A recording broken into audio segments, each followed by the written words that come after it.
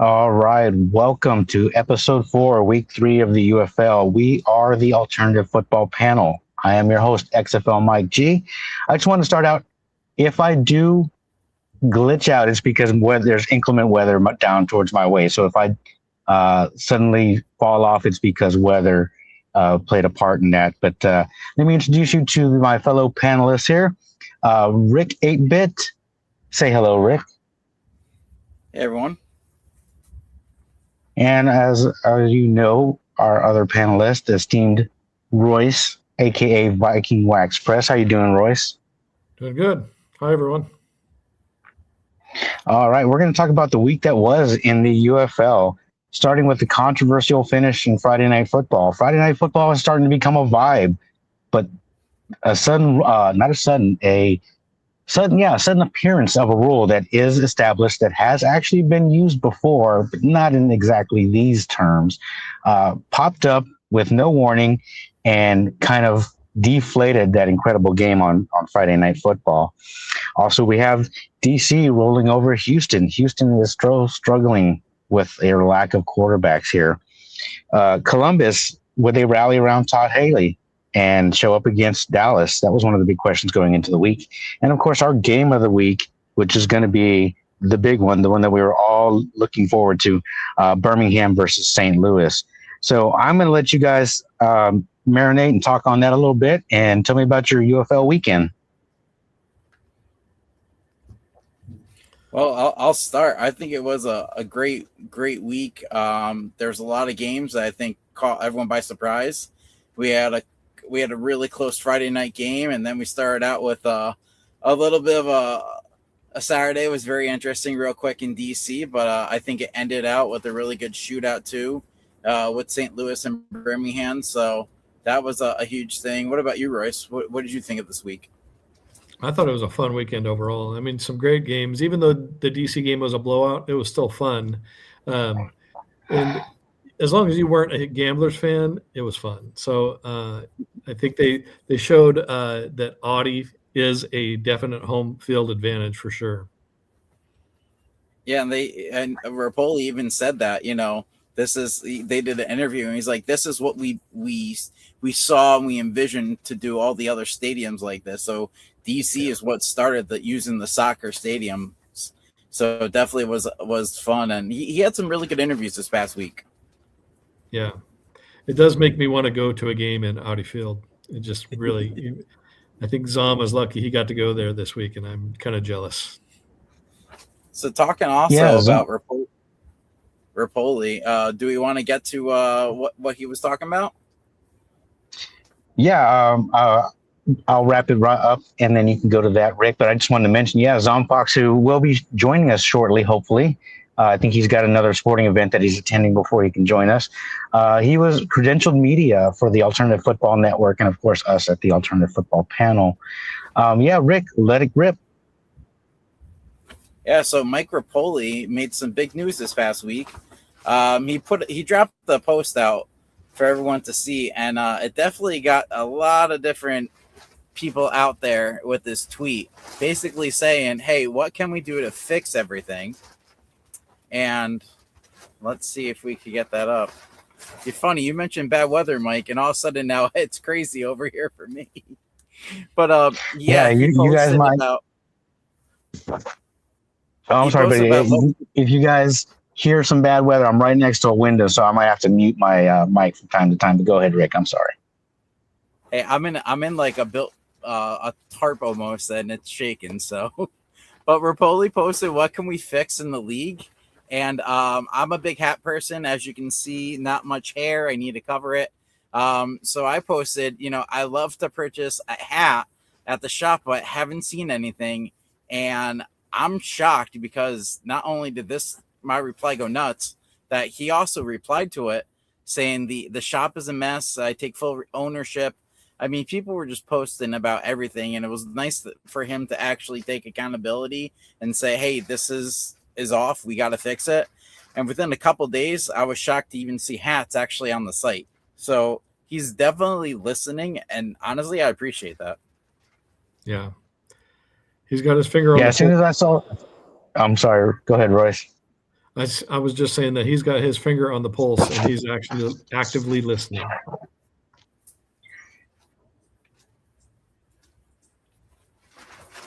Oh, sorry, I had my mic on mute there. I was giving you this very, very, very educated and informed opinion, but you missed it, so my mic was mute. Anyway, he actually did respond, which is nice that he's being an owner who takes ownership of the league and responding to these fans. And the fact that he responded to Rick was awesome. It's incredible. So, yeah, he's going to do these from time to time, so definitely take time, reply. You never know if he's actually going to take the time and read it, but hopefully he is, and he's paying attention to some of these things that us fans are wanting.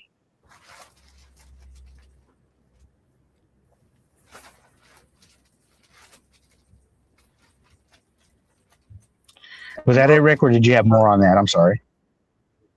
No, that was it. I was going to see if Royce, my tweet got visible, shown everywhere, but do you guys have anything that you hope that he might change?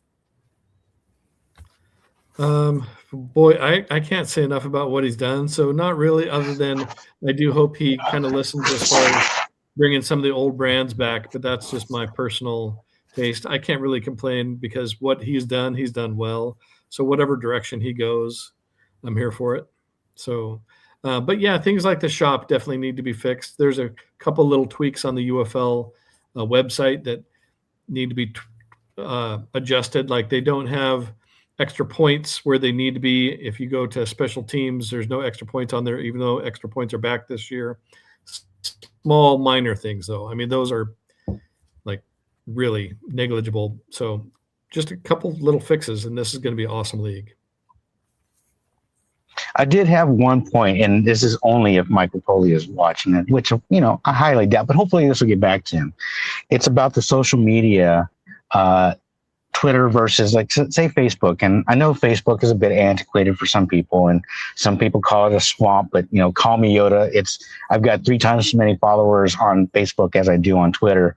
And some of these posts, whether it be from the UFL or the teams that are playing on Facebook, have been lacking, and some of them are even coming days afterwards, whereas on Twitter you're getting constant highlights and things of that nature. So if they could get that social media working, I looked at the numbers and they're pretty close in terms of followers from the main UFL account. So if we could get the social media working on Facebook as well as we do on Twitter, that would be great for me. But that's just a personal note. Anyway, go ahead. I will say on that note that they do have Instagram accounts for each team. If you follow those Instagram accounts for all the teams, they've got a lot of social media stuff that they post there as well as X. So I use my Instagram as a personal account, not my Viking Wax Press stuff, but I still follow those teams on Instagram just for the updates they put out there. Yeah, I've got enough going on with Facebook and Twitter. I'm still getting Twitter down. Instagram is so brand new to me. I'm like, am I sending this right? Did I I don't even know what it's called when you retweet it or resend it or repost it on Instagram. It's like, did I do that right? Did I tag everybody right? And I make graphics and then I put the text where I want it. But then when I save it, the text is in the middle of the screen, not where I wanted it. So I'm still learning about Instagram, and we do have an Instagram account that Rick started for us. But if Rick, you want to tie that up and then go on to our next subject?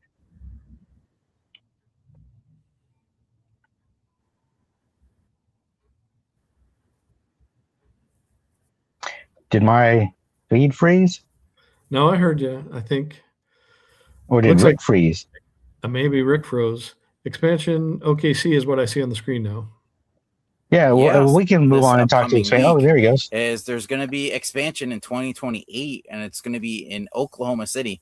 And I liked how they actually posted not only what the stadium looked, but there's also kind of you see that we're starting to slowly get more people on the West Coast. We're not fully on the West Coast for expansion yet, but it seems like we're starting to build upon Texas. And I looked at that map, and if you look at it, they're all kind of centrally located in this part of the country. And I'm coming to you from Texas. And you've got Oklahoma, you go down 35, you got Dallas, you swing down 45, and you got Houston.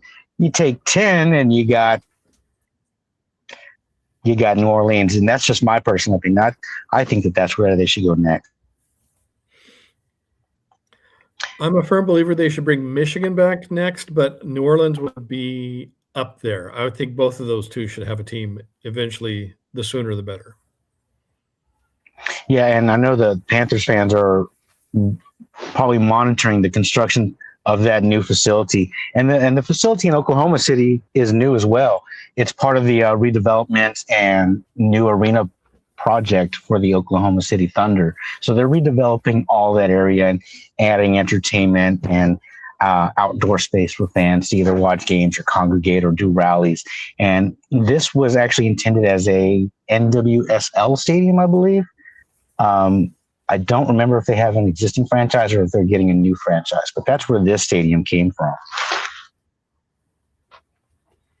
Yep. Now, as far as expansion, we've talked to it. Last summer we did a whole project. We did months and months and months on it, and then right before we announced it, Mike Rapoli took over the UFL and changed some of those things. So we are very, very, very into the expansion. I see that people are posting different cities and stuff like that. We actually started with 50 cities and broke it down into a 32 city tournament. So I've been posting that a lot lately when people are bringing up expansion. If anybody else wants to top off that subject. It's just exciting to see. That's all.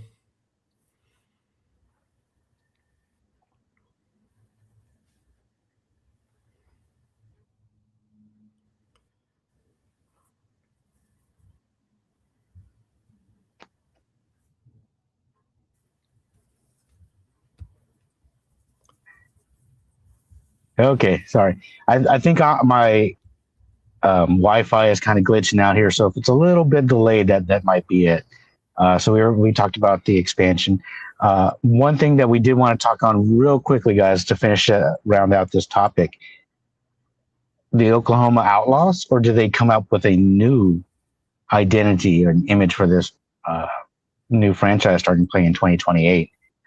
Now, there's the argument that, yeah, you bring back the old USFL when you can, but you've got the Renegades right there with a very similar looking logo. So I'm going to kick it over to our helmet/uniform/expert, Royce, and then we'll jump in with Zom here. We'll catch him up in a second, but we're talking about, do you keep the Outlaws, bring them back, or do you come up with a new identity for Oklahoma City? Royce, and then Zom, if you want to jump in after that. For me, I don't think they bring back that same logo because that's way too close to the Renegades logo. But you do rebrand kind of like you did the Gamblers. I love the name Outlaws. So I would love to see that name come back, but I think you're going to have to totally do a rebrand on it. That's just my opinion. And I mean, you do already have 2 horse teams, so it's not like it'd be that crazy to have a second bandit outlaw type of logo to me. Exactly. Yeah.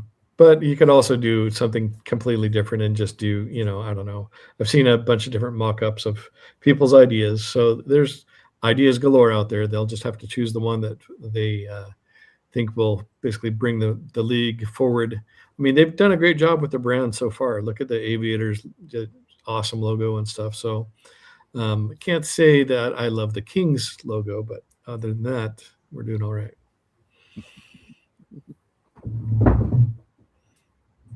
I got something interesting for you guys. So right now in Oklahoma City, they would be sharing a stadium with the OKC Thunder.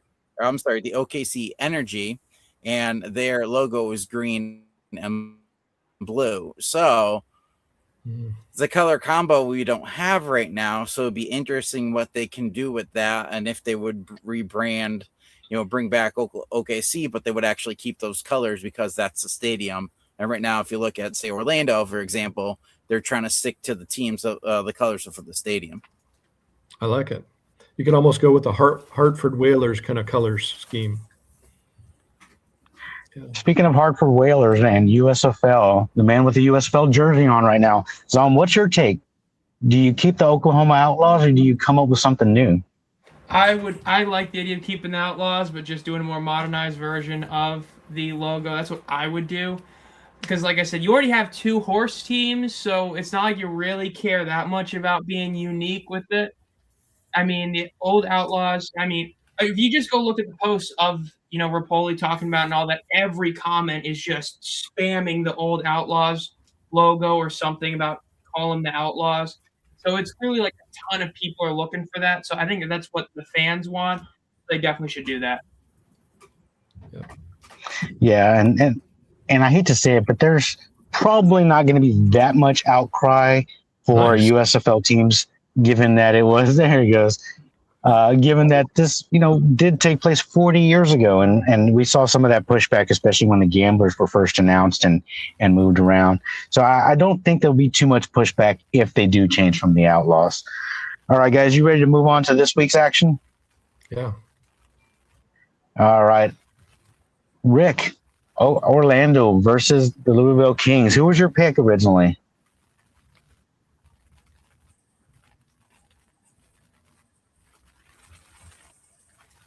Am I on a delay? I think Rick might be on a delay. Okay. So, yeah, I was because I know I've got bad weather. He's got bad weather up there. Yeah, it looks like it just started pouring here, so I apologize. Oh, I can hear that, and you'll probably hear mine here shortly too. Whew. But yeah, Rick, Orlando versus Louisville. We can hear you. Get a little bit of a delay, but that was an incredible game, and it went back and forth, back and forth. Go ahead, Rick. Yeah, and I like how I'm a big believer in Bean, and I feel like they let him go, and he went nuts. 3 touchdowns, no interceptions, which was great. I feel like he's really starting to come into his own. I feel like if the Kings now, they really limited what their turnovers were, and I feel positive about them, and I feel like this was the turning point in their season that they could finally turn it around. Yeah, and with Bean throwing for 350 yards versus 250 yards from Plummer, they both finished with 3 touchdowns. Bean is showing you glimpses of what he can do, but it's a matter of consistency. Can he find consistency? And that's why I think a lot of the Kings fans this week. It seems like toward the end of the game that's what they were doing, and they were moving the ball. Man, this overtime and shootout, who wants to take that? Because I know we all have opinions on that overtime and shootout. Who wants to go first? I've talked about this a couple times. I'm fine talking about it a couple more. I think that this is one of those where multiple things can be true. One thing can be true. The Kings do not really have the right to be upset about how it ended, considering they had 4 chances to score and couldn't. On the other hand, it is a bad rule in place. I know I've talked to a lot of people. I think most people, I would assume you guys probably agree to most of a degree. If it's the same conversion and you do back-to-back live ball penalties, 1 billion% automatic score. No question. But if it's a different conversion attempt, the fact that because you had a penalty earlier means that now you score, it doesn't make any sense. Because if you get a live penalty, you then get another shot at the 1. So you have 2 chances to score on that conversion attempt, the one where you get penalized, and then the other time at the 1. If you can't score at either of those, that's on you. So I don't get why you getting a penalty later should affect an automatic score. If it's back-to-back on the same conversion, I'm all for it. I think it's the right call. But the way it's in place now, it's bad. And as for the overtime, Orlando had 5 chances to score technically, and Louisville had 4, and none of them were able to score, which, you got to love it, man. And that kind of brings me to a little point here, because I watched your video and I saw you make that point too. And not to play devil's advocate or be the contrarian necessarily just to do it, but I'll give you a flip side of that is it could be a strategy. If you know a team is a weak running team, especially from goal line and short yardage, you take that defensive penalty, you move them to the 1 because you're going to shorten the field. You're going to force them to try to run it or force a short, quick pass into a smaller area. So it could be used as a strategy. So I do like the 2 defensive live action penalties in one overtime shootout as opposed to per possession, because it can be a strategy here. It's like, you're getting beat, go ahead and foul them. They'll move them to the one. We know what they're going to do. They have a smaller area to try to pass into, so they're probably going to try to run it. If you want to offer maybe a solution to that, let the offense determine where they want to place the ball. Do they want to move it to the one? Do they want to move it to the 5? Do they want to leave it where it's at? Because different offenses need different amount of field to operate into. So if you consolidate and condense that on that field, you can actually use that as another defender. So that's just my 2 cents on that. I didn't want it to be used as a negative strategy to just keep fouling this guy, because we know they can't punch it in from the 1. I'm with Zom on that. I think just once per possession, basically, and not the whole extent OT. But if you look at last year's Birmingham Showboats game that went into OT, that ended the exact same way, and Showboats got the win on double penalties by the Stallions. So it's happened before, but nobody was watching. So I think this one mattered because everyone was watching the game, and it was a great game. Not that the one with the Showboats, Isaiah Henning had a 108-yard kickoff return on a missed field goal. It was an awesome game, but nobody was watching. So anyway, that's just to say the rule's been there. It's just noticeable now that more eyes are on it. And I kind of like that more eyes are on it to see, okay, and I think Rapoli's right. We do need to kind of tweak it. And even if it's just a slight adjustment by saying, okay, you have the chance to, at minimum, notify, hey, one more penalty and you're done. Like I don't know if they did that to the coaches. I don't know if they gave them that awareness.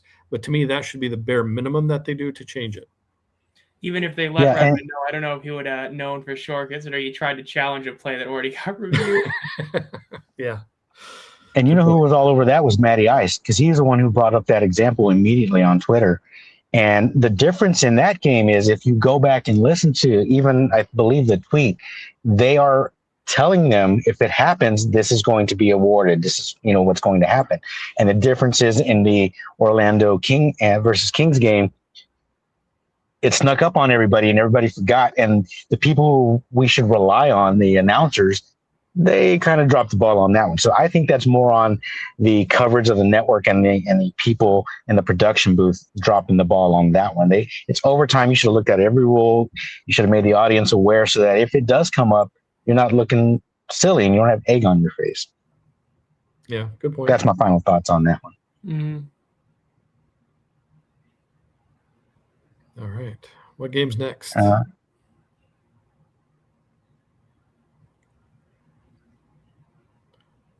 Rick's on that delay still. It's Houston versus DC, and what a game. I'm going to let Royce take the lead on this one, being that he I messed up my notes. No, I'm going to go ahead and let Royce talk on DC a little bit, and I'll talk about the Gamblers. And then if Rick or Zon wants to jump in afterwards, we're going to keep this real short. Go ahead, Royce. I'll keep mine super short because I wasn't there like Zon was. So I'm just going to say it was an awesome game from, if you weren't a Gamblers fan. If you were, I'm just sorry, because it looks like you're hurting for certain at QB. But Zon, you were there. Tell me all about that. Talia, man. In person, it was rough. It was a rough watching him play. The craziest part is the fumble didn't look as bad in person, but when I saw it and again, I was like, oh my God. But the interception looked terrible. Like when I saw the stat sheet, I was honestly stunned at how good the stat sheet looked. And it wasn't that impressive, but from what I saw in person, it was bad. But a lot of it was kind of garbage time. Yes, there was the 50-yard touchdown got taken off the board because good old Coach Harris decided to throw that challenge flag in garbage time to guarantee the, margin of victory record. But Talia was bad, man. And I mean, even DC, when you look back at the stats sheet, they really didn't do a ton, yet they managed to put up 45 points. Deion Jackson, outside of the 60-yard TD run, basically didn't do anything. Briley Moore had the 2 touchdown plays, basically didn't do anything. They all just had 1 or 2 big plays. And when I asked Gabriel Taylor after the game, man, it's bad when you have an opposing quarterback calling your quarterback, Tua's little brother, and then also calling your offense basic, which is what he called Houston's offense. Ouch. So, Yeah, big yikes for Houston. Big yikes. They definitely need Deckers and Henderson back. Doesn't look like it's going to happen this week. Y'all might be cooked. I'm just saying. Yeah, with Houston, go ahead, Mike. I was kind of stunned that the coaching staff didn't go to the ground game more and try to run out that clock and stretch that game out. When you're involved with a high-powered offense like DC, and it almost seemed like DC was kind of toying with them a little bit. Like you mentioned that Deion Jackson run. After that run, I was like, okay, this is it. It's just going to be like this for the rest of the day. And then Briley Moore with some spiciness on there with some outstanding plays. And I love those UFL trick plays. I absolutely love them. There was a variation on the Statue of Liberty play. Different offenses call it different things, but it's basically a handoff to the tight end with motion going the other way. He went backside and it was there for him. But Houston, I was stunned that their staff did not rely on that ground game a little bit more. They went with a passing ratio of 2-1, and you don't go 2-1 with a passing ratio with a third string quarterback. You know, at the very minimum, he's getting very, very few reps until those injuries occurred. So you build around the fact that he is not that adept with this offense, and he's a bit inconsistent. If we're being polite about Tallulah, I can't even say his name. I always want to call him his brother's name, so that's why I'm not going to try to say his name. But yeah, you as a coach, you want to rely on the ground game and try to not get into a shootout with a high-powered offense like that. All right, anybody else thoughts on that one before we move on? I'll just add on to what you said about the fact that, like, if I'm also not mistaken, he ended up being signed pretty late in the offseason. Like, wasn't it like the week before the first game or something? Yep. So it's not like he even had that much experience in general being on the roster. It's like what we all talk about with St. Louis, as an organization that game later, but it's a lot like Harrison Frost versus Pratt. I don't think anyone really thinks Frost is better than Pratt, but Pratt wasn't there in the offseason until the very end. So Frost was the backup over Pratt. Right. And another name that we haven't mentioned for Houston, hopefully he'll get some reps this week in practice if Henderson's not able to go. I know he's got a broken finger. I don't know which hand it's on. But if Deckers isn't able to come back and they got to go with those two quarterbacks again, Sam Castronova, who had been with Albany and, of course, with the San Antonio Gunslingers, who had been kind of an indoor MVP caliber player, signed with Memphis prior to all this going on. I'd like to see him get some reps and get some opportunity. It felt like there was a chance to, but it felt like Houston thought they could try to maybe get back in it, and maybe Castronova wasn't ready. But again, this coaching staff, I think that was a big, big fumble, not relying on that ground game and try to stretch that game out. All right, moving on to Columbus versus Dallas. This was a game. We don't have DeMarcus with us, but he did drop me a quote here. Going into the game, we had talked about with the arrest of Coach Ginn in an unfortunate situation, and that's been covered ad nauseum, so we're not going to go into too much of that. But the question was, would that team rally around Haley? And I think that question was answered fairly early on. It seemed like they were... Oh, no. I think we lost Mike. I guess to take enthusiastic, and he's good for UFL.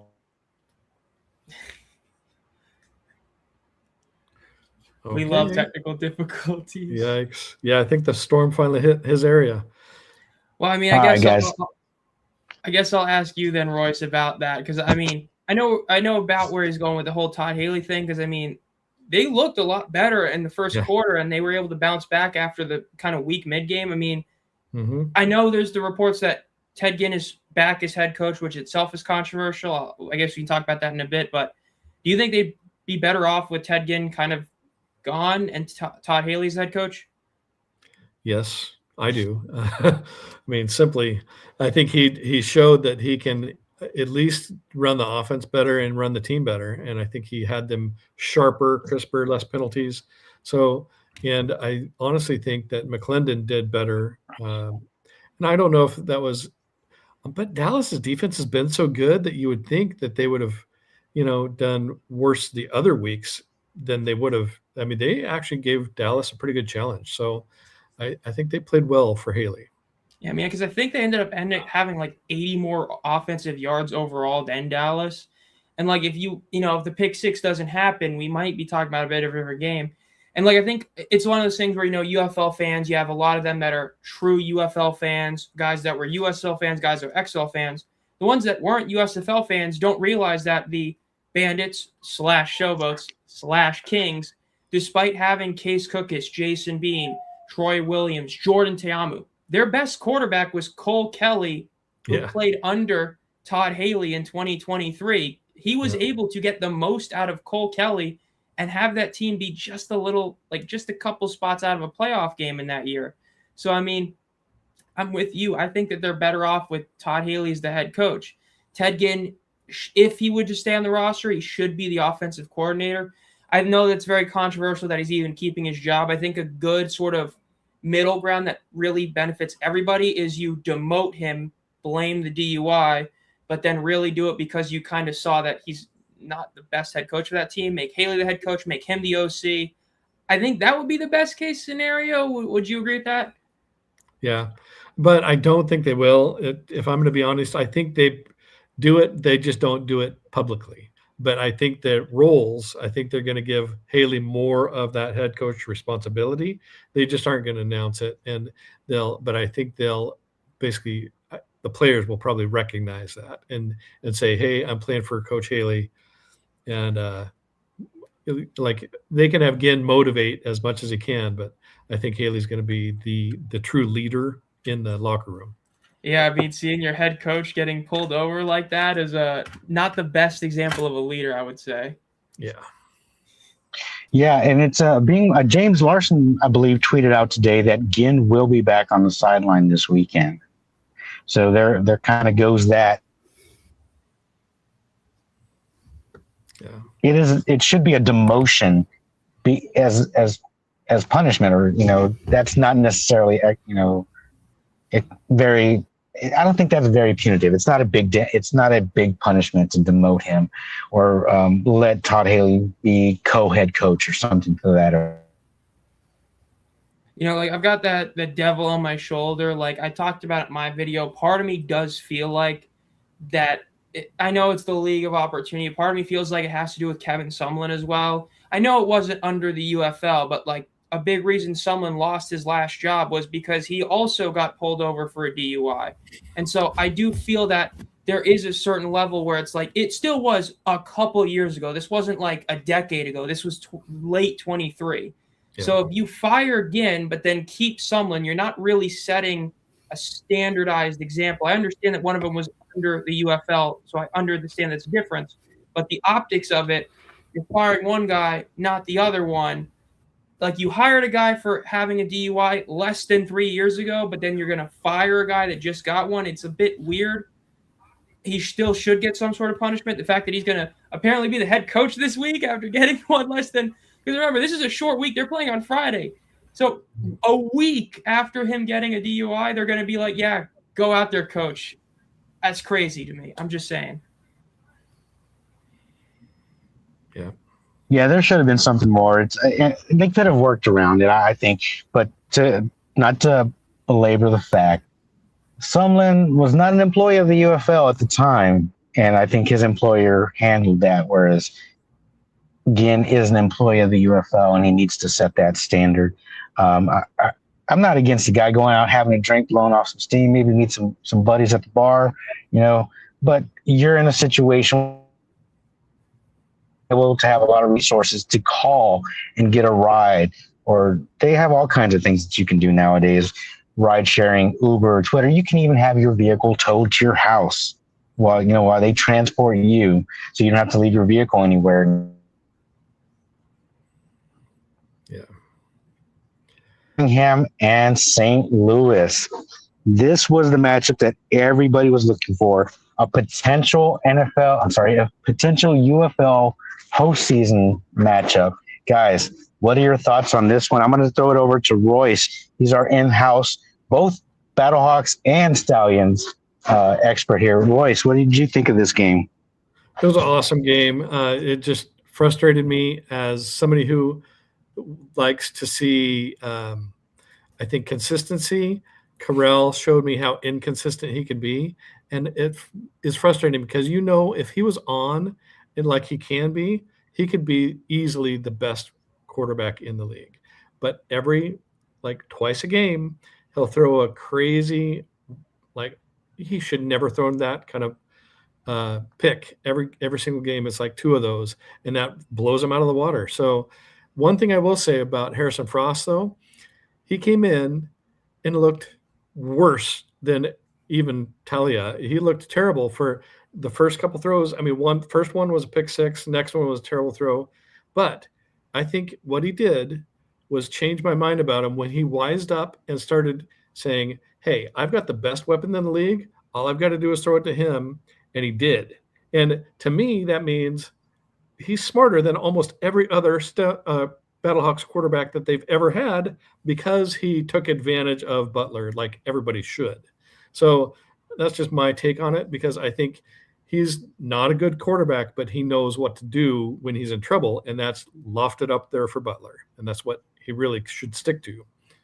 So great game, though. Such a fascinating, back and forth, great plays defensively, great plays offensively. So fun, just a super fun game.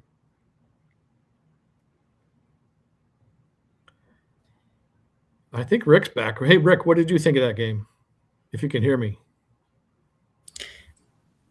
I thought the ending was fantastic. I mean, it was back and forth, and at one point it looked like, I've kept on saying that the home teams win on every game except Friday, and it was really looking like, Kane took off. That was a huge reception, and it looked like their backs were against the wall, and I give kudos to them. Frost was able to lead them into a victory, and I mean, to come back with 14 points, that's huge. I mean, it was definitely a crazy one. I do agree with Royce for sure about Harrison Frost, because it did not look good at one point. Yeah. I mean, I agree with Royce. I personally think that Frost is their third best quarterback, and I think the only reason he's QB2 is because of the whole Michael Pratt situation in the offseason. And on most teams, I think that Harrison Frost is still QB3 on most teams. I think he's QB3 on Birmingham. I think he's QB3. Houston's a rough one to say, but Deckers and Henderson, I'd probably put him at QB3. Yeah. But he saw Akeem Butler, he just threw it to him. Just threw jump balls to him the whole end of the game, and then every 4 plays he'd just throw it to somebody else, and the defense would be caught off guard. And they ended up winning. And man, Matt Corral, I don't know if you guys feel the same way. If there weren't visa issues going on, Corral is not the starting quarterback this week, and he might not have even made it through the game yesterday or 2 days ago. Elgersma would have gotten some time and would be the starter this week if he didn't have the visa issues. A couple of quick notes on some of that, guys. I was listening. I was in and out here. A notes about St. Louis real quickly. Remember last week, I was like, just find Butler and keep spamming him, and that's what they did. And it's really not that hard. Silvers, he's a serviceable backup. He's not a guy who's a starter for the entire regular season. When it comes to Stallions with Corral, Corral is rushing. I don't know what he's got going on, but he's rushing. And if you look at his mechanics, when you miss high, it's because you're rushing and you're not accounting for where if you're used to throwing at stationary targets, live action, and you rush it, it's going to miss high every time. And so that's one thing that I've kind of noticed with him. And you talked about Tallulah in DC. They showed a clip of him practicing his RPOs with a running back, and he would, give the fake and he would pull.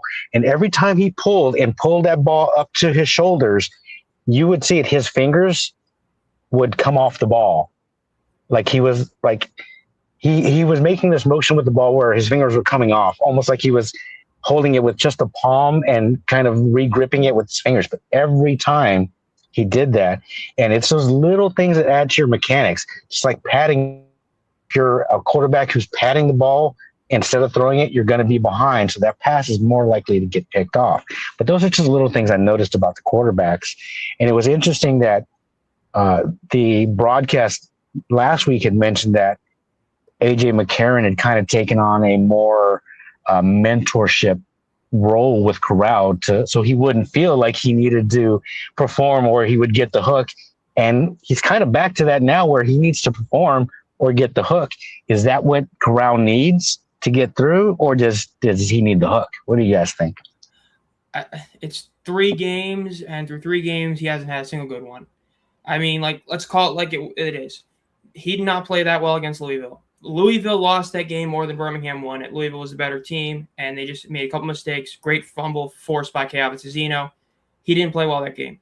Houston, your defense held Houston to 1 of 6 in the red zone, and you couldn't put up 25 points. That's on you. And I think part of the issue, and even the overall league issues with quarterback play, is the running back play has been like historically bad this year for UFL history. Like outside of Deion Jackson and Columbus, the ground game has been very poor for a lot of these teams. Like, to me, it's clear that like St. Louis, they could not replace Sailors whatsoever. Like Howard just doesn't look to be the guy. And Birmingham, they weren't able to replace Maribel in person. So I think that's part of the issue for a lot of these quarterbacks. They're not used to having such a questionable sort of, short passing check down option at running back and having that ground game. So defenses are not going to be, loading the box, looking for the run because they don't fear it unless you're Columbus or DC. Because, I mean, like St. Louis, I think, is averaging some insanely abysmal 2.5 yards per rush, which in any league of football is inexcusable to be that bad at running the football. And even they're not the only ones. Like Birmingham is like a pretty low 3s.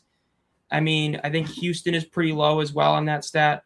Orlando was good in week 1, and they've fallen. So I think that's another part of the issue is just that the ground game overall has been so weak for so many teams that defenses don't have to load the box, and it's making it harder for the quarterbacks. Yeah. McFarland did show up for Birmingham this last week, but I think overall, I know what you're saying. It's tough because you don't have a lot of support there. I think for me, he's just frustrating because he has the potential to be a top QB, and that's what's frustrating. So I agree. If El Gersba were here, I'd start him just because he's not consistent. Corral is not consistent. All right. Yeah, definitely. And this is the part of the season that I actually enjoy. Once we're past the first 2 or 3 weeks of the season, you kind of get all the jitters out and the line starts to gel. You start to see what these teams really are. I kind of refer to the first 2 weeks as like an unofficial preseason that counts. But now we're going to start seeing some real good data, start seeing what kind of things these offenses can do and the things that these coordinators can come up with. But to put a cap, take it away. We missed that last thing you said, I think, but looks like we're moving on. Royce, take it away. Okay. So these are my players of the game for each game. For Dallas, Day Hunter had 11 for 62 and a TD, and their run game is kind of back, and it's nice to see, and it's thanks to Day's speed. I think he had 1 for 55. He's been able to basically get one long burst run in the last few games, and that's been refreshing, and they need that pretty badly, especially against Columbus. They needed that run, and that kind of gave them that extra push when they needed it. For defenders, it was actually tough to come up with the player of the game because they had so many good players, but their defense dominated so early and so often that Derek Roberson, he had 5 tackles, 2 sacks, 2 tackles for loss, just shut down defense there. And they made Talia look awful. I mean, and he's kind of the leader of that D. So pretty cool to see. And so I gave him my player of the game for that one. Hey, Royce, not to cut you off, but to cut you off real quickly, because Sure. I know you're probably not going to mention this. Rick, can you go back one slide? I'm asking Rick to do things he wasn't prepared to do. But now that DC Defenders card, you posted that out on Twitter, did you not? Yes, I did. Yeah. Did you get any kind of response from anybody on that one? Yes, I did. That was the one where the defensive coordinator basically reposted it and said, "Come get some." So it was pretty awesome. Pretty cool to see. And I'm totally blanking on his name. I'm embarrassed and I'm blanking on his name. Blake Williams. Yeah, I Yes. I saw that and I was like, yes, I love, Rick has gotten a response from Rapoli. Royce has gotten a response from Blake Williams. Zom was at a game. I'm the only one who hasn't done anything. The only thing I did was I got corrected on a post from James Larson. But we're not going to talk about that. Let's move on here, guys. All right. Okay, so Hakeem Butler definitely gets the player of the game for the Battlehawks because he had 4 for 146 and a TD and a 36.5 yard receiving average, which is pretty stinking awesome. And if it weren't for him, they wouldn't have won that game, period. He was just getting deep and open often, and he was the release man for when Frost got in trouble and made the game the Battlehawks game. And then Roland I gave to the Storm. They had a couple people that were worthy, but Roland looked sharp, and he had an awesome back of the end zone touchdown, 9 for 113, and 78 yards after the catch. So that is a yak-filled team. Like, they get yards after the catch, and Roland is one of the big reasons. But they also have a couple other guys that are really good at it too. So, I mean, it's working for them. I don't know if it'll work once they come up with, like, against DC. I don't think that's going to work. But so far, they're being really good at being able to do little dump passes that then the receivers are just shifty and quick and getting tons of yards after the catch. And Roland is awesome at that.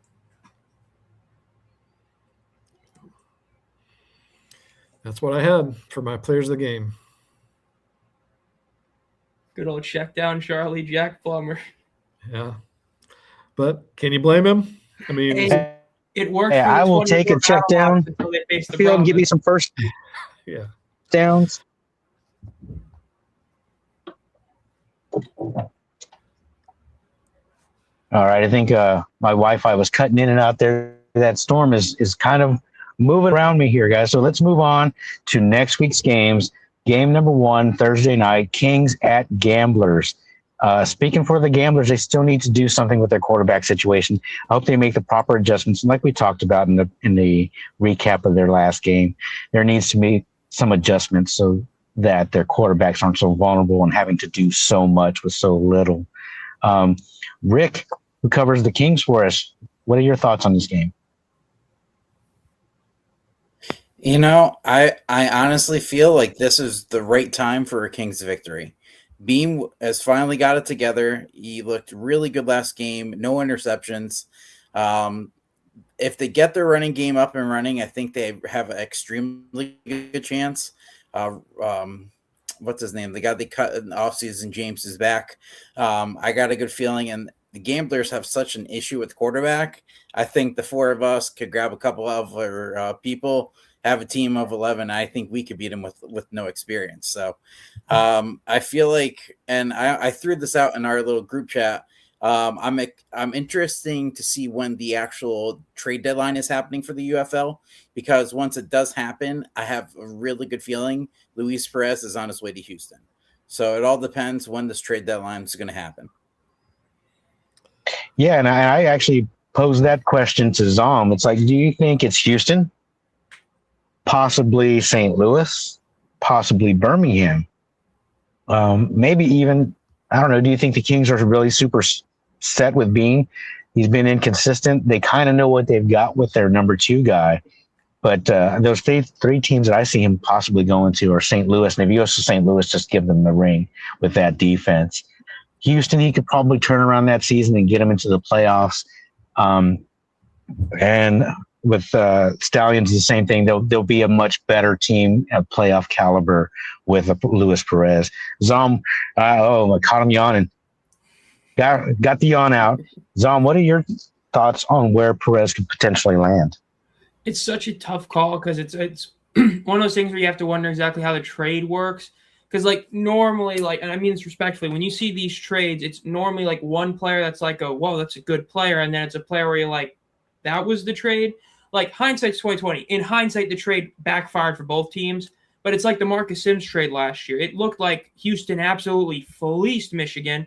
The Columbus Briley Moore trade this year looks like DC absolutely fleeced Columbus in a way.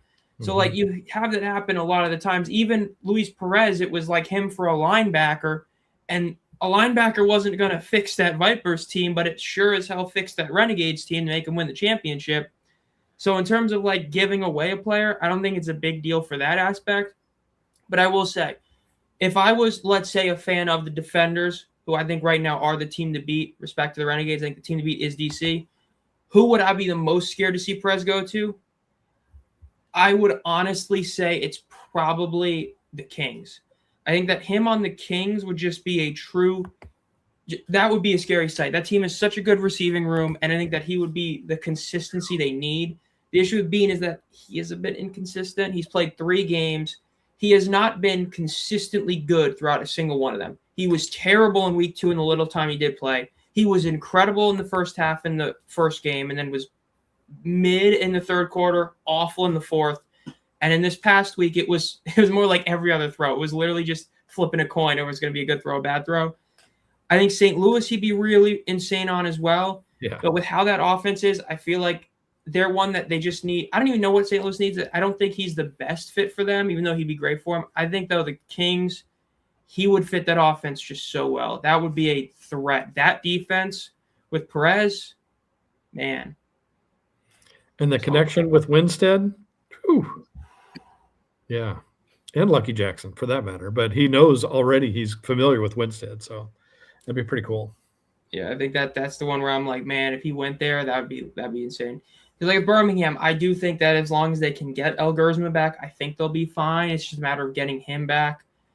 And Houston, I'm gonna be honest, man. I don't know. Like with this game, I think whoever loses this we can hit the button. They're done. Whoever loses this game, I think, is done for the year. If you're Louisville, it doesn't matter how well you play. If you start 0-4, you're done.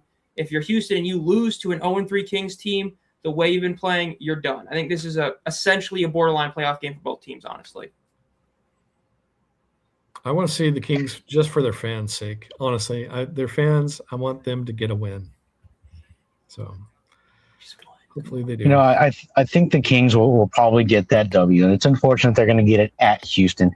What I would really like out of this game is that there's a vibe in Houston, and win or lose, we see some people in those stands and having a good time. I know that we've got some fans out there, and they're offering $2, $2 Busch Lights to fans that attend over there. So $2 beer to go see the Houston Gamblers kind of take one on the chin, most likely to the Kings here. So moving on to the Renegades and the Aviators. This is a rematch. And again, this is one of those weird quirks in the schedule that we've been talking about for a couple of weeks. I don't like this, honestly. Back-to-back, home and home. It's kind of a weird situation, but we'll roll with it. Who does a rematch favor, guys? Who wants to take that one? I could take that. I think for me, the Aviators have a much better chance since they actually showed that they can play kind of close with them. I think they take that as a hope and really, I think they could build on it. Honestly, I'm picking Dallas to win, but I think the Aviators could surprise people.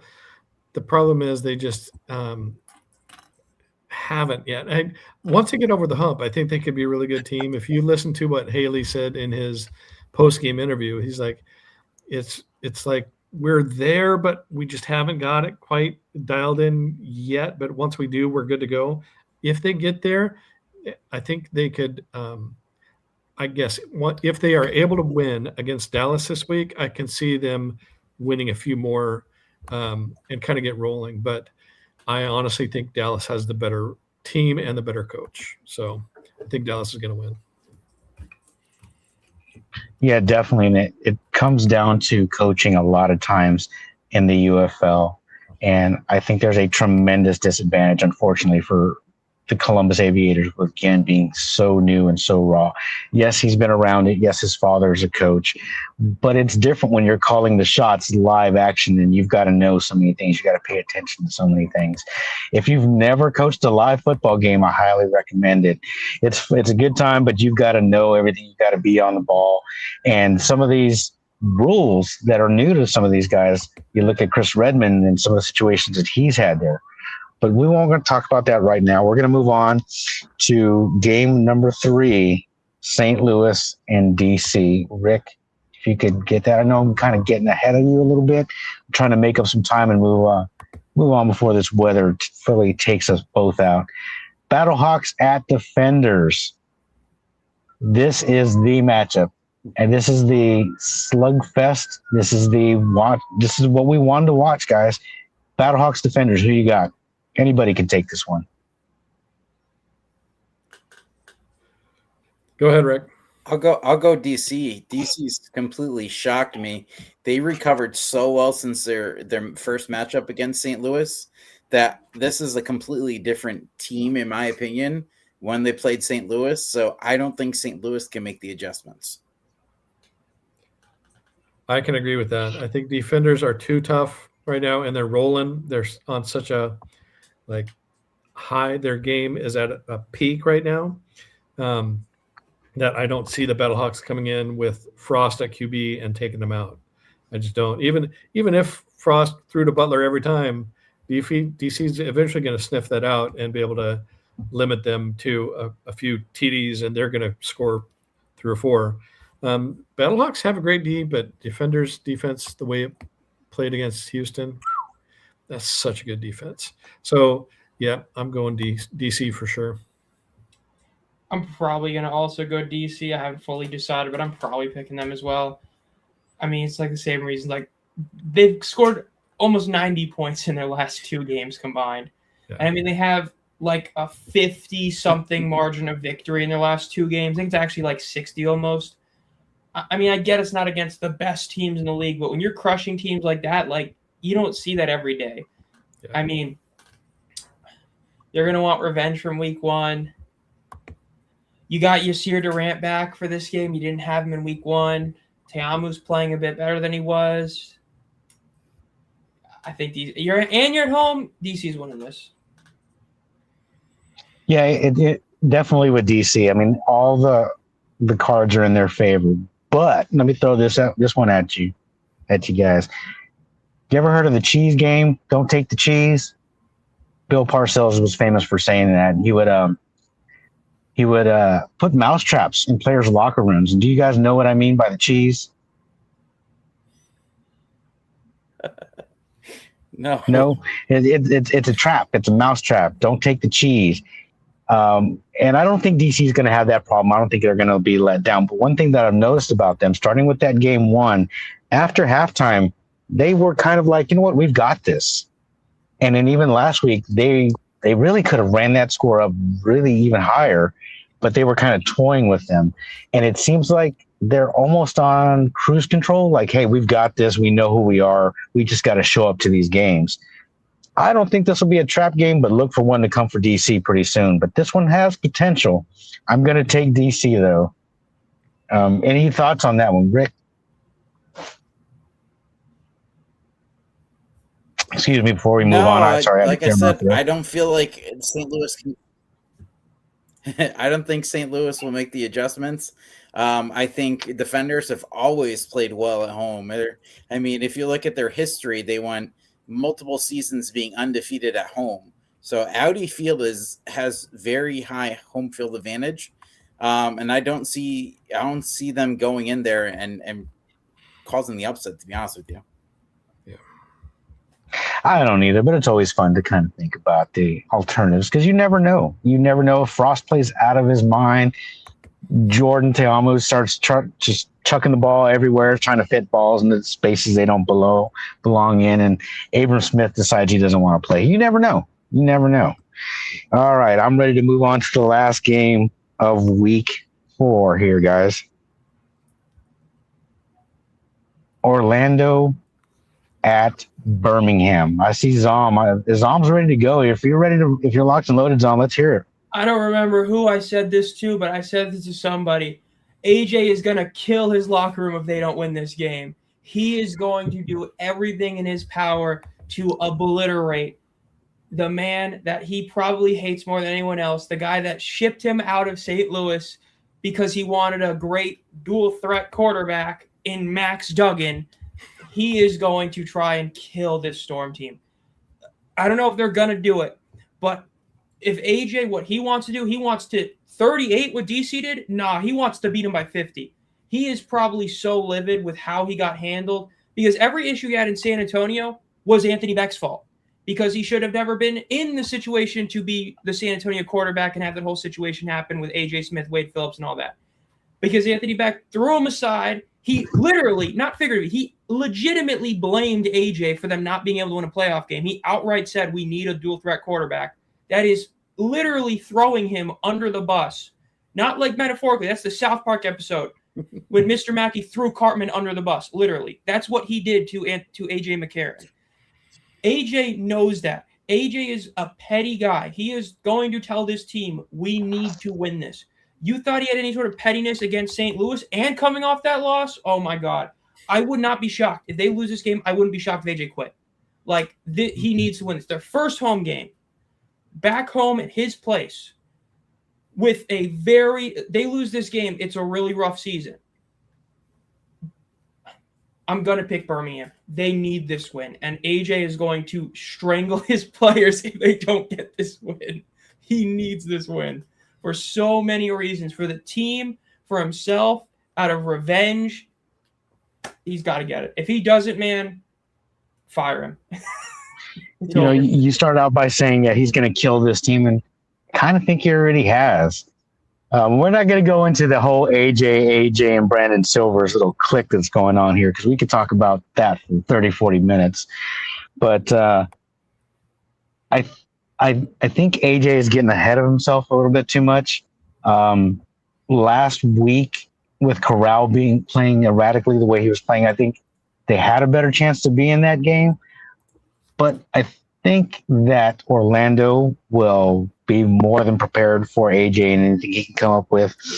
And I'm going to actually go with the Storm in Birmingham to get that. I don't know why. I had my reasons when I made the pick, but I don't remember them now. And I think we were waiting for Zom to be the deciding pick before we actually launched our complete picks. That was the only one we were split on, was this game here. And like last week, it came down to Zom, and we actually got it wrong. But with this game, I think who did you pick, Zom? Did you say that already? Yeah, you said that already. Who did you pick? Was it Orlando or was it Birmingham? Birmingham. No, I'm going with Orlando, and I need to look at our picks again. But I think as a panel, I think we went with Orlando overall. Rick, who did you pick? I took Birmingham. I have a little system going on Friday night. It's always the away teams because that's how it's going. Saturday and Sundays have been the home teams. This week there's a monkey wrench with it being a Thursday night game, but yeah, I got to go with my number. Saturday and Sunday have been home games. Excellent way to look at that. What was that, Royce? I'm going Birmingham too. I just think they're the better team overall, even though, okay, the records show you otherwise, that the Storm are 3-0, but I think they haven't had a dominant game. They've shown they can win, but they haven't shown they can stomp people. And I think the defense of the Stallions is better than they've seen. Honestly, they've seen a couple good defenses, but not as good as the Stallions defense can be, especially in the red zone. So I think the Stallions are going to be able to take it. You say the Storm are like that 11-0 Steelers team from a few years ago? Yeah, right. Yeah, a mediocre 11-0. Have the level of talent that the Stallions have, but far superior coaching staff. And I think Beck is going to make all the right adjustments. I think he's going to know AJ's tendencies, what he likes to do, where he likes to gamble and things like that. It'll be a great game. It'll be a great game for sure. If you guys are ready to move on to the power rankings. Now, I was watching Snap Decision. I didn't get to watch them live. They're another podcast, formerly the Horns Forward podcast, and they were discussing their power rankings. So I want to go ahead and discuss how we do ours. They're completely blind, guys. We submit it to Rick. He puts it all together and throws it up. And this is actually the first time any of us, I believe, other than guys, who wants to go first? And then I'll give you my thoughts last on this while I kind of look at it here. Who wants to go first? Rick, go ahead. So I wanted to throw this up first as a graphic. This is last week's power rankings. Okay. Keep an eye on the left side. Okay. Now let's go to what after last week's games. This is what it's looking like through the magic of television. Hopefully, Wow. 1 through 4 stayed the same. Interesting. Wow. And I like 5, that. 6, I think that and is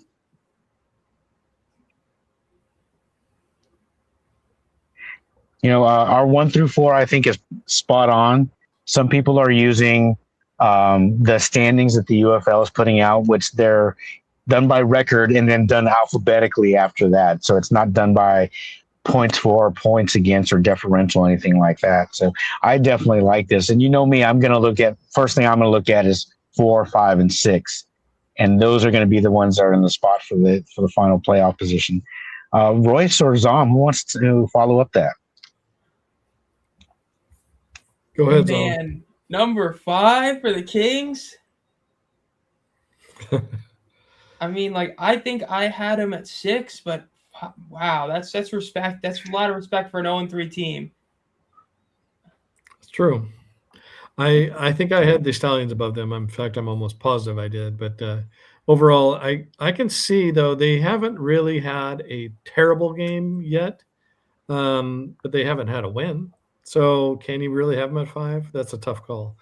I do like for me this week, it was really tough not putting DC at the top, but I didn't because Dallas has been consistently the winner. And oh boy, DC's rolling right now. If I had to do it again, I'd probably put DC at the top because they dominated so much that if you're talking power, they're at the peak.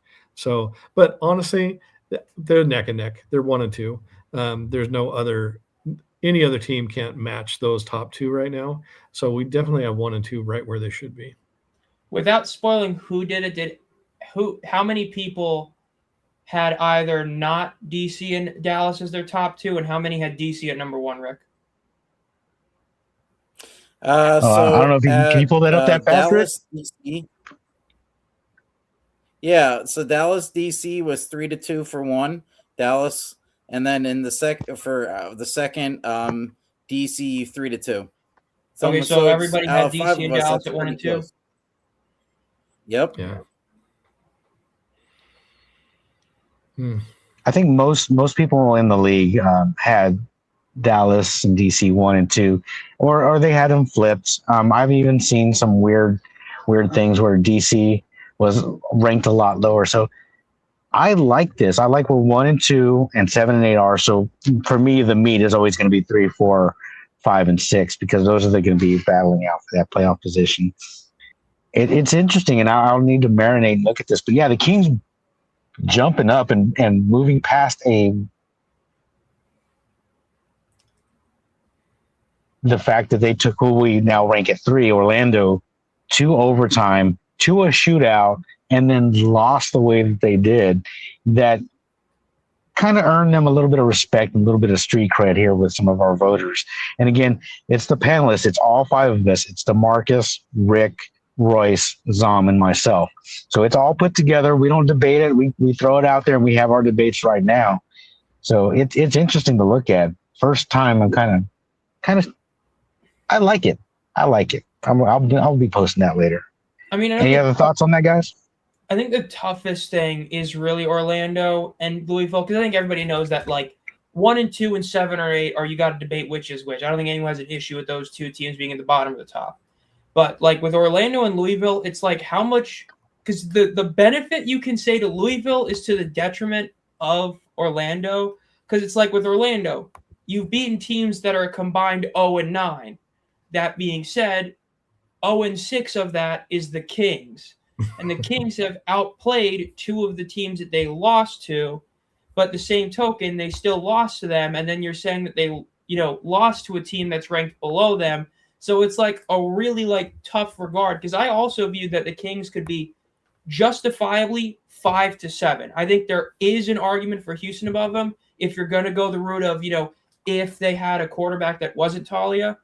But I mean, it's not crazy. I didn't have them at 5, but I thought about it. I don't think it's crazy to put them at 5. They've outplayed 2 of their opponents. It's just Birmingham. It was hard for me to move Birmingham myself down to like a 6 spot just because, they did have close game against St. Louis. St. Louis did beat DC. Birmingham at least has a win over Louisville, but It was tough, man. And then even 3 and 4, Orlando versus St. Louis, I thought was a really tough argument as well. Oh, go ahead, I'm going Royce. to actually take a minute and encourage people in the chat to put your power rankings in the chat, because I kind of want to see, like Callywood, I don't know if you're still on here, but I'd love to see what do you think? So I really want to hear thoughts from other perspectives. So put those things in the chat so we can take a look at them. That'd be awesome. Definitely. And we always want to hear from our fans or any of our followers. Definitely want to encourage some more participation, but we're getting there. It's our first season. I did have a thought on the power rankings. If we can go back real quickly, Rick. Yeah. Sorry to throw you off there, bro. But we were talking about, hey, it's not lightning anymore, so I'm good. Louisville and the Stallions and where they kind of sit. And that's where I was going to go. Zom, that little breakdown that you just did right now, I will add to your Patreon if I can get you to do that on a whiteboard and do that for a video to break down what you just explained to us. That was awesome. We need to see that again. Look, it's this. You could go even further. You could even go the DC St. Louis route. I mean, like, the way that every team from literally the whole rankings connects in this weird way makes it such a tough argument, because it's like the Columbus argument. Both DC and Dallas played Columbus. DC thoroughly outplayed Dallas when it comes to playing against Columbus. But then you have St. Louis. St. Louis got beat badly by Dallas and and beat a close one against DC, but then DC's better. And then man, you could do like one of those classic John Madden clips with a huge whiteboard and have all the lines just intersecting and interconnecting everywhere. And then even Houston at 8. You're putting a team with a win below 2 teams that are 0-3, yet nobody's going to fight you because of how bad they looked in their 2 losses, despite the fact that in their win, they actually were significantly better than Birmingham. Like, when you go back and look at the stats, if they didn't get stopped in the red zone, they could have beaten Birmingham by 20. And so it's crazy. It is insane. Yeah. You'd have to really stretch your argument, really stretch it. But you could put Houston at 5 and you wouldn't be crazy. There's an argument because of Birmingham, because you have a win. You might seem crazy, but you're not for putting them at 5. I wouldn't, but you could do it and have a justified reason, because you did beat Birmingham head to head while thoroughly outplaying them outside of the red zone. And that's a win that the other 2 teams don't have. It's a crazy argument, but it's not crazy. You know what I mean? It's just. So that's crazy. Houston's 8. Look, I'm just saying. I get what you're saying, though. I get what you're saying. I agree. They're actually, if they had one of their top 2 QBs going this week, they'd be above 8 probably, but they don't. Talia, man, yikes. That was yikes. Yeah, this has been. So I don't know what happened to Mike, so I'm gonna drop next. All right, I'm back. Sorry about that, guys. What the predictions were looking like. Okay. Oof. 5 and 7. Yeah. Apologize. This thunderstorm's finally moving out. Boy, DeMarcus. All right, so I am back, guys. So yeah, look at DeMarcus in the 1 week that he wasn't here. He's 10-2. He's leading the leaderboard. And that is when he actually took a loss in that St. Louis Dallas game that we made him stick with. So he's 10-2. Royce and Rick are 9-3. No surprises there. I'm 7-5 just because I'm terrible at this. And 9-3 overall as the alternative football panel. We're not going to mention that over there. But guys, your picks and what you thought about last week. We all took that. No, we didn't all take that L.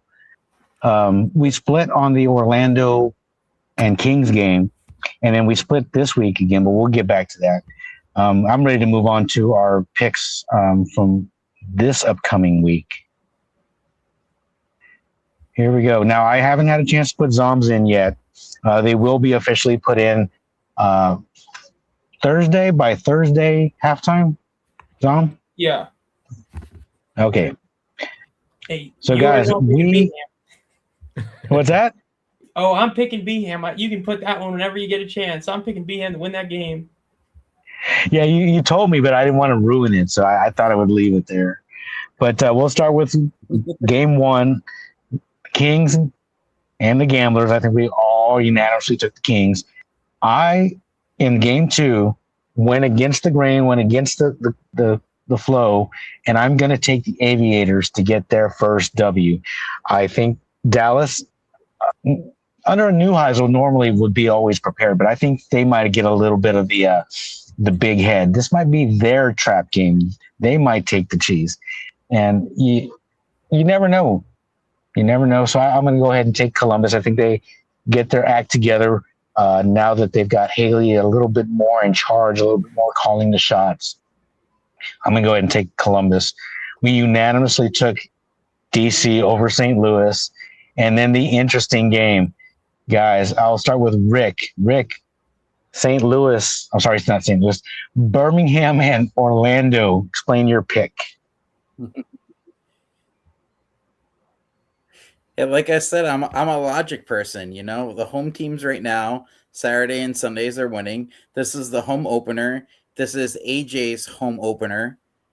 The best way to stick it to someone, man, is to win. I hate to say it as clean as that, but you have your coach, your old coach, coming in 3-0. If you want to shock the whole league, this is your game. And like I said, they're at home. This is the whole offseason was the Stallions. The Stallions are the Stallions going to be playing in Birmingham. This is the one game for the fans to show up. They're going to be rowdy, and I don't think Orlando's hasn't really had a chance to be tested on the road. I feel like every game's almost been a home game for Orlando, so this is going to be a culture shock for them, and I don't see Orlando walking out with the win. Interesting. Great take there. Royce, taking the Stallions as well, and you guys are amongst the leaders here, and it's always going to be amongst you two guys. I already know that with the past history. Royce, explain taking the Stallions for us, please. I think it's a tough game because Orlando has a better coach, but I think the Stallions at home with their defense and the way they can shut down the red zone, and they have a great offense. If they get McFarland going in the run game, and they've got Deion Kane, who I think is neck and neck with Butler as being the best top two receivers in the league. I think they could really start clicking. They have other pieces too. I mean, they got Mickens, they got some serious weapons all around. Defensively, they're so good. Tizino's just been tearing it up.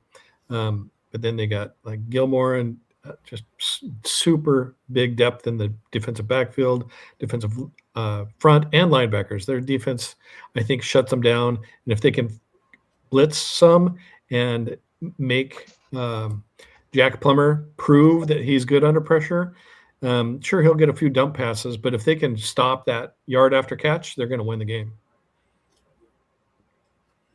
Yeah, and it's going to be a great game to end the weekend.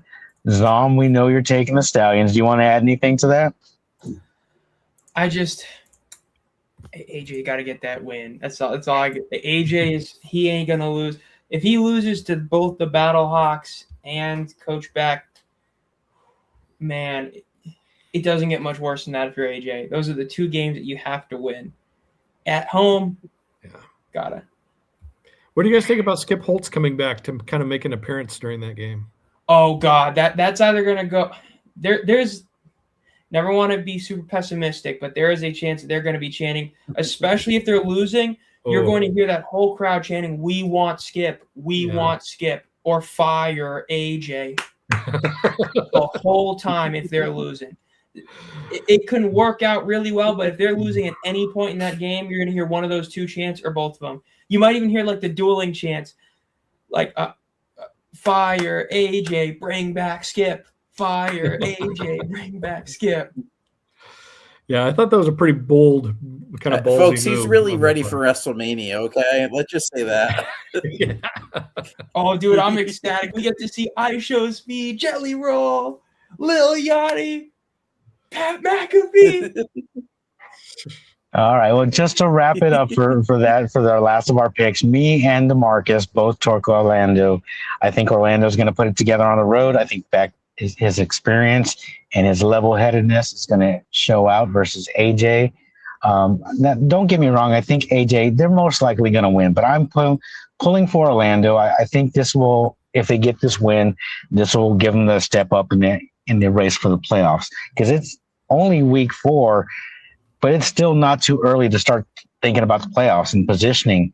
And I think if they win this game, and I think Beck will frame it that way, that gives us that much more advantage over one of the teams that we're competing against for the last playoff position.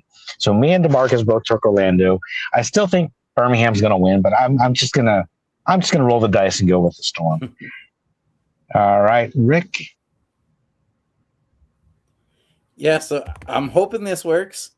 So as a quick thing, I do AFN throwback moments each week, and I was gonna do playing off of some matchups, but I decided to go with this. I don't know if this is gonna work for everyone, but we're actually on the anniversary of the XFL playoff game between the San Francisco Demons lead. They were absolutely in control, and then San Francisco had a huge pick 6.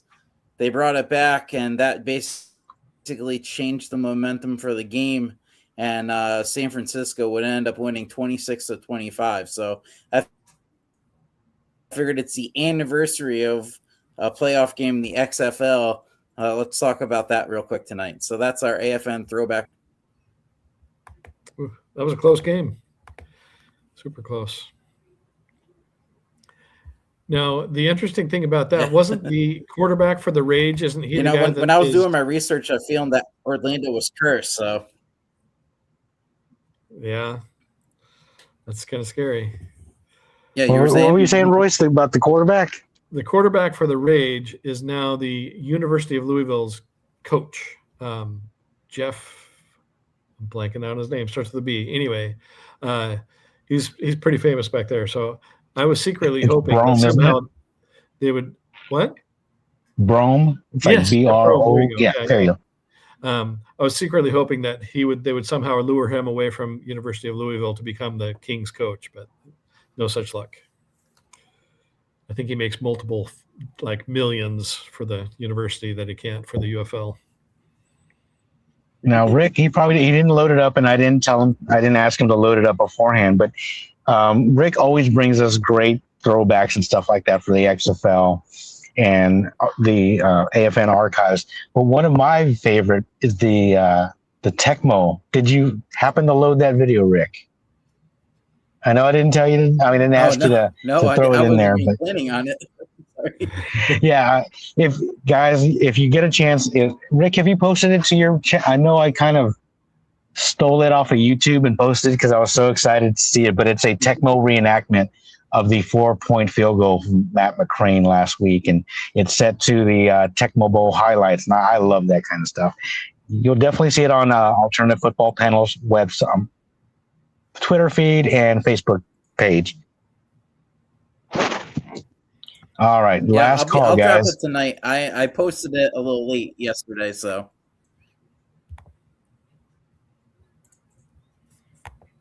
So last call, basically, as you mentioned, our socials are now up and running. Nice. Yeah, we just started, so they're fairly new, but we've done pretty well, both on Facebook and on Twitter. Just starting out, so it's not too bad, and we'll get it going. We actually have more followers on Facebook, oddly enough, than we do on Twitter. So make sure you guys are following us. Make sure you have your alerts turned on. If you like what we do, retweet it. If you see something interesting, tag us at AFP. If you can open that, it's at AFP panel FB. I can't really read that, guys, on that screen. Can somebody read that whole? Yeah, at AFP Alt FB panel. That's the X site. There you go. So go ahead and give us a follow on Twitter. Guys, anybody have anything else? All right, that was an excellent show. Sorry for the technical, but we couldn't do anything about Mother Nature. Thank you for watching, guys. Thank you for following us. every Tuesday night, 9 p.m. Central. I'm XFL Mike G, and this is the Alternative Football Panel. Take care, everyone. Thanks, guys. Have a good night.